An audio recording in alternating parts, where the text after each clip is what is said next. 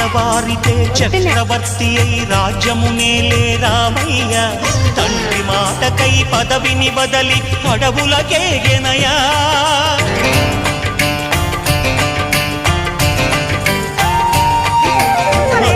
జనులను కావగ వచ్చిన మహావిష్ణు అవతారమయ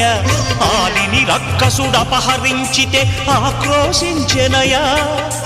అసురుని త్రుంచి అమ్మను తెచ్చి అగ్ని పరీక్ష విధించెనయా సాగలి నిందకు సత్యము చాటగ కులసతినే విడనాడెనయ నా రాముని కష్టం లోకంలో ఎవరూ పడలేదయ్యా